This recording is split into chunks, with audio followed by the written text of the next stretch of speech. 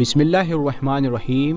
السلام علیکم پیارے دوستو، آج کے اس ویڈیو میں ہم آپ کو بتانے والے ہیں، پیارے نبی صلی اللہ تعالیٰ علیہ وسلم کا یہ فرمان سنانے والے ہیں، اور ہم بستری کے بعد ناپاکی کی حالت میں سونا کیسا ہے، اور اس کے ساتھ ساتھ ہم بستری کے بعد غسل کرنے میں کتنی تاخیر کر سکتے ہیں، اور ہم بستری کے بعد کھانے پینے یا کھانا پکانے اور دودھ پینے والے بچے کو دودھ پلانا کیسا ہے، تو ان ساری چیزوں کا آج ہم آپ کو جواب دینے والے ہیں حدیث و قرآن کی روشنی میں۔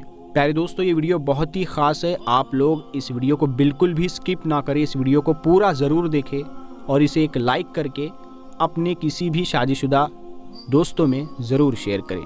تو آئیے دوستو شروع کرتے ہیں۔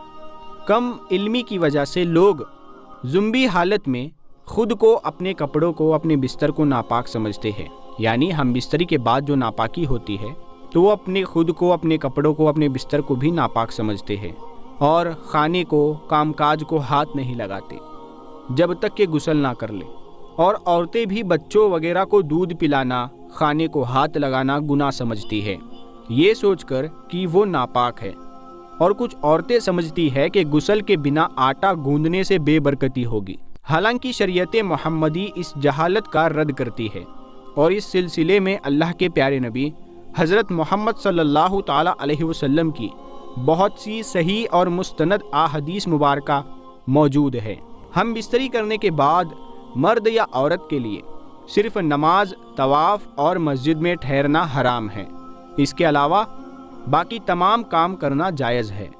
مرد و خواتین پر کہیں بھی ایسی کسی پابندی کا ذکر نہیں ہے، بلکہ غسل کرنے سے پہلے بھی ناپاکی کی حالت میں ہی تمام لوگ عام روٹین کے کام کاج کر سکتے ہیں، روزہ رکھنے کے لیے سحری کھا سکتے ہیں، کھانا تیار کر سکتے ہیں، یا پھر گھر کے دوسرے کام کاج نپٹانے بھی جائز ہے، اور اسی طرح ماں بچوں کو دودھ پلا سکتی ہے اور ان کی دیکھ بھال بھی کر سکتی ہے۔ اس کی کئی ایک دلیلیں موجود ہیں۔ حضرت حذیفہ رضی اللہ تعالیٰ عنہ بیان کرتے ہیں کہ نبی اکرم صلی اللہ تعالیٰ علیہ وسلم ان سے ملے تو آپ صلی اللہ تعالیٰ علیہ وسلم مصافحہ کے لیے ہاتھ پھیلاتے ہوئے ان کی طرف بڑھے۔ حضرت حذیفہ رضی اللہ تعالیٰ عنہ نے کہا، میں زمبی ہوں۔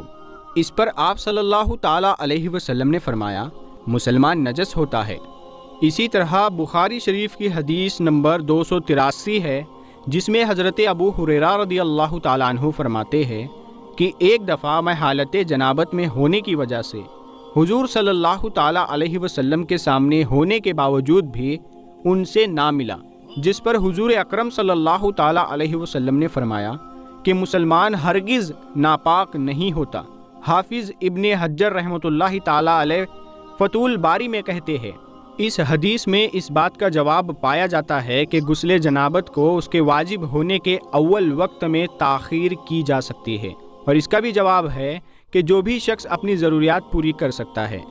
ام المومنین حضرت عائشہ صدیقہ رضی اللہ تعالیٰ عنہا کہتی ہے کہ رسول اللہ صلی اللہ تعالیٰ علیہ وسلم زمبی ہوتے اور پانی چھوئے بغیر سو جاتے، پھر اس کے بعد اٹھتے اور غسل فرماتے۔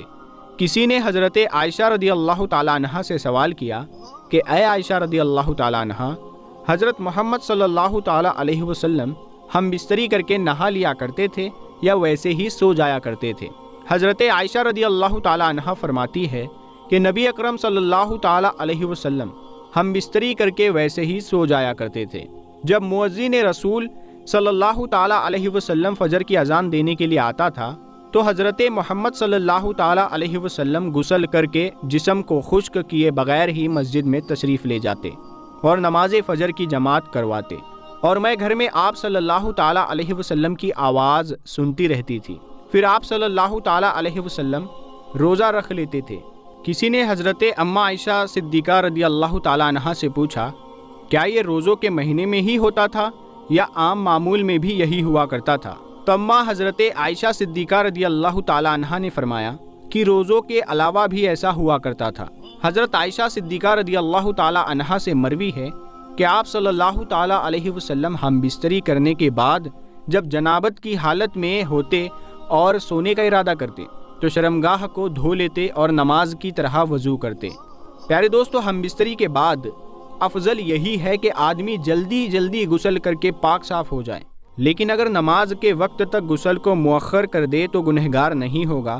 البتہ فجر تک غسل مؤخر کرنے کی صورت میں اگر ہم بستری کے بعد سونا ہو تو بہتر یہ ہے کہ آدمی استنجا اور وضو کر لے، پھر سو جائے اور پھر بیدار ہو کر غسل کر لے۔ چنانچہ مشکات شریف کی روایت میں ہے کہ حضرت عمر فاروق رضی اللہ تعالیٰ عنہ نے سرکار دو عالم صلی اللہ تعالیٰ علیہ وسلم سے عرض کیا کہ مجھے رات کو جنابت لاحق ہوتی ہے، یعنی احتلام یا جماع سے غسل واجب ہوتا ہے؟ آپ صلی اللہ تعالیٰ علیہ وسلم نے فرمایا کہ اسی وقت وضو کر کے دھو کر سو جایا کرو۔ مجاہر حق میں ہے یہ وضو کرنا زمبی کے سونے کے لیے طہارت ہے، یعنی زمبی وضو کر کے سویا تو گویا وہ پاک سویا۔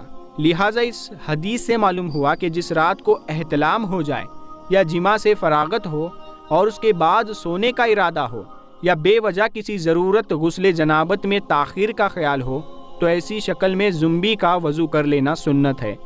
اتنی بات اور سمجھ لیجئے کہ حدیث سے یہ تو معلوم ہوتا ہے کہ صورت مذکورہ میں وضو کیا جائے، اس کے بعد عضو تناسل کو دھویا جائے، یعنی اپنی شرمگاہ کو دھویا جائے۔ حالانکہ ایسا نہیں ہے، بلکہ صحیح مسئلہ یہ ہے کہ پہلے عضو تناسل کو دھونا چاہیے، یعنی اپنی شرمگاہ کو دھونا چاہیے، اس کے بعد وضو کرنا چاہیے۔ اس شکل میں حدیث کی مذکورہ ترتیب کے بارے میں کہا جائے گا کہ یہاں وضو کرنا اسی لیے مقدم کر کے ذکر کیا گیا ہے کہ وضو کا احترام اور اس کی تعظیم کا اظہار پیش نظر تھا۔ حالت جنابت میں کھانا پینا یا کھانا پکانا درست ہے، بہتر یہ ہے کہ وضو کر کے کھائے یا پیے، اور اگر وضو کے بغیر صرف ہاتھ منہ دھو کر کھا پی لے تب بھی جائز ہے۔ بچے کو دودھ پلانے کے لیے ماں کا پاک ہونا ضروری نہیں ہے، لہٰذا بچہ رو رہا ہو تو عورت ناپاکی کی حالت میں دودھ پلا سکتی ہے، لیکن کوشش یہ کرنی چاہیے کہ جلد سے جلد غسل کر لیا جائے۔ حالت جنابت میں زیادہ دیر تک نہیں رہنا چاہیے۔ پیارے دوستو، یہ یاد رہے کہ یہ وضو کرنا بھی واجب نہیں ہے، لیکن وضو کرنا اور شرمگاہ کو دھو لینا مستحب ہے۔ حضرت عائشہ رضی اللہ تعالیٰ عنہا بیان کرتی ہے کہ نبی پاک صلی اللہ تعالیٰ علیہ وسلم اگر زمبی حالت میں کھانا یا سونا چاہتے تو نماز کے وضو کی طرح وضو کرتے تھے۔ وضو کرنا اسی لیے بھی افضل ہے کہ نبی کریم صلی اللہ تعالیٰ علیہ وسلم نے فرمایا، 3 لوگوں کے پاس رحمت کے فرشتے نہیں آتے۔ نمبر 1 کافر کی لاش، نمبر 2 خلوق خوشبو لگانے والا، نمبر 3 زمبی شخص جب تک وہ وضو نہ کر لے۔ حضرت عبداللہ ابن مسعود رضی اللہ تعالیٰ عنہ فرماتے ہیں، میں نے رسول اللہ صلی اللہ تعالیٰ علیہ وسلم سے پوچھا، اے اللہ کے رسول صلی اللہ تعالیٰ علیہ وسلم، کون سا عمل سب سے افضل ہے؟ آپ نے فرمایا، وقت پر نماز ادا کرنا۔ میں نے پوچھا، اے اللہ کے رسول صلی اللہ تعالیٰ علیہ وسلم، پھر کون سا عمل زیادہ بہتر ہے؟ آپ نے فرمایا، ماں باپ کے ساتھ حسن سلوک کرنا۔ میں نے پوچھا، اللہ کے رسول صلی اللہ تعالیٰ علیہ وسلم، پھر کون سا عمل؟ آپ نے فرمایا، اللہ کی راہ میں جہاد کرنا۔ پھر رسول اللہ صلی اللہ تعالیٰ علیہ وسلم خاموش ہو گئے۔ حالانکہ اگر میں زیادہ پوچھتا تو آپ زیادہ بتاتے۔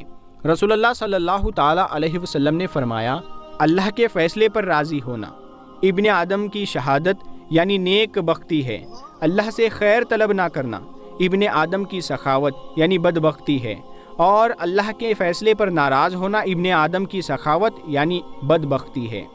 رسول اللہ صلی اللہ تعالیٰ علیہ وسلم نے فرمایا، جب 2 مسلمان آپس میں ایک دوسرے سے ملتے اور سلام و مصافحہ کرتے ہیں تو ان دونوں کے ایک دوسرے سے علیحدہ اور جدا ہونے سے پہلے انہیں بخش دیا جاتا ہے۔ اللہ تعالیٰ سے دعا ہے کہ اللہ تعالیٰ ہمیں دین اسلام کے مطابق زندگی گزارنے کی توفیق عطا فرمائے، آمین یا رب العالمین۔